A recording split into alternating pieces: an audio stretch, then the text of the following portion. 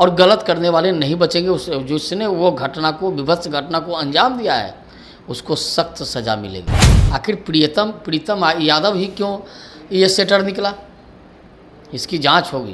तो जो भ्रष्टाचार के आरोप में पूरा परिवार बेल पर हो, बिहार में भ्रष्टाचार के आरोप में जो पूरा खानदान बेल पर हो, वो भी भ्रष्टाचार पर उंगली उठा रहा है। भ्रष्टाचार करेगा, भ्रष्टाचार हो रहा है, तो भ्रष्टाचार की जांच हो रही है और जांच की आंच फिर वो परिवार तक पहुंचने वाली है। गड़बड़, लीकेज, ये सब कुछ होता है, सब ये लालू प्रसाद जी के परिवार से ही जुड़ जाता है। पूरा भ्रष्टाचार, नक्सलवाद, आतंकवाद की जननी कांग्रेस भी अब प्रदर्शन के लिए उतर गई है। तो अच्छी बात है, प्रदर्शन का प्रैक्टिस करे। नमस्कार, स्वागत है आपका देशवा न्यूज में और मैं आपके साथ राजनंदिनी। नीट पेपर को लेकर लगातार जो सत्ता में लोग हैं वो भी आवाज उठा रहे हैं, वहीं पे विपक्ष भी है, वो भी लगातार प्रदर्शन करते नजर आ रही है। इस पूरे मुद्दे पे बातचीत के लिए हमारे साथ बीजेपी के मुख्य प्रवक्ता राकेश कुमार है। सर, क्या कुछ कहना चाहेंगे? एक तरफ विपक्ष जो है आप लोगों पर निशाना साध रही है कि पेपर लीक में आप लोगों का हाथ है, एक तरफ आप लोग जो है विपक्ष पे निशाना साध रहे हैं। देखिए, आप नीट के पेपर के लीकेज के मामले में आप देखा होगा कि तेजस्वी यादव जी के जो पीएस हैं उनकी संलिप्तता आई। एक सिकंदर यादव है जो जेई है, एक फिर अनुराग जो लड़का है उसके रिलेटिव हैं, वो बता रहे हैं कि मेरे फूफा हैं। तो ये पूरा एक गिरोह है, उसका पूरा एक चैन है। कैसे कैसे उसने बताया लड़का कि हमको कैसे कोटा से लाया गया, 25 से 30 हज़ार में इसको डीलिंग है एक एक पेपर का। तो ये पूरा गिरोह है। इसलिए हम लोग जो पहले से देखिए, सबसे पहले तो ये समझने की ज़रूरत है कि बिहार में अगर कोई भी घोटाला, गड़बड़, लीकेज, ये सब कुछ होता है, सब ये लालू प्रसाद जी के परिवार से ही जुड़ जाता है। सच्चाई बात बता रहे हैं। तेजस्वी यादव के पीएस हैं, तेजस्वी यादव के पीएस आखिर उनके करीब है ना, उनके घर में आते जाते हैं, सब कुछ है। बिना उनके शक के इतना बड़ा डिसीजन कैसे लिया? वो इतना बड़ा गड़बड़ करने की हिम्मत कहाँ से जुटाई उसने? आखिर तेजस्वी यादव ऐसे इस प्रकार के लोगों को क्यों रखे हैं अपने घर में?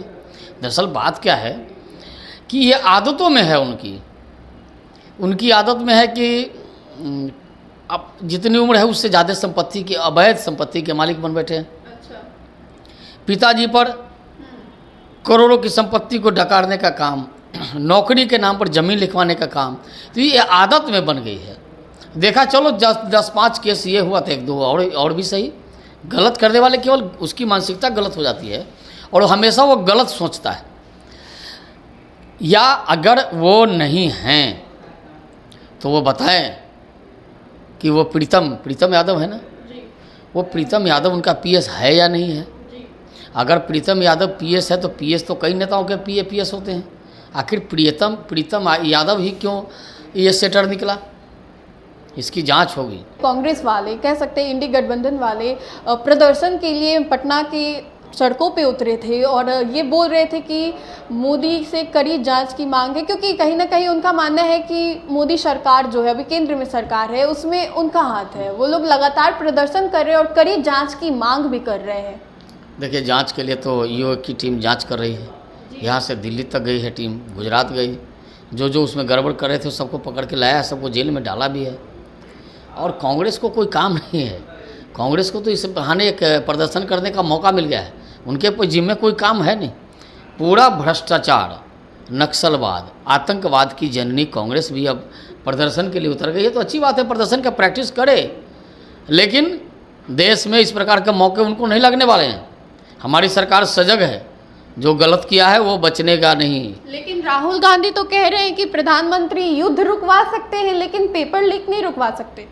प्रधानमंत्री जी हर उस भ्रष्टाचारी पर अंकुश लगा सकते हैं। राहुल गांधी जी के बेचैनी से कुछ होने जाने को नहीं है।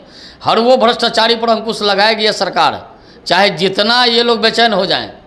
प्रधानमंत्री जी ने युद्ध कहा है, राहुल जी, कि युद्ध रुकवाए तो युद्ध भी रुकवाएंगे, भ्रष्टाचारियों पर भी लगाम लगाएंगे, नक्सलवाद को भी खत्म करेंगे और आतंकवाद को भी खत्म करेंगे और भ्रष्टाचार को जड़ मूल से मिटाएंगे हम लोग। भ्रष्टाचार, मोदी जी ने क्या कहा था, न हम खाएंगे न खाने देंगे, न हम गलत करेंगे न गलत किसी को करने देंगे। इसलिए राहुल गांधी जी, जो पूरा परिवार भ्रष्टाचार के आरोप में बेल पर है, सबको पता है, पूरे भारत को पता है, तो जो भ्रष्टाचार के आरोप में पूरा परिवार बेल पर हो, बिहार में भ्रष्टाचार के आरोप में जो पूरा खानदान बेल पर हो, वो भी भ्रष्टाचार पर उंगली उठा रहा है। भ्रष्टाचार करके भ्रष्टाचार हो रहा है, तो भ्रष्टाचार की जांच हो रही है और जांच की आज फिर वो उस परिवार तक पहुंचने वाली है। उस समय नहीं कहेंगे कि हमने गलत किया था, तो जांच की आज वहाँ जाने वाली है।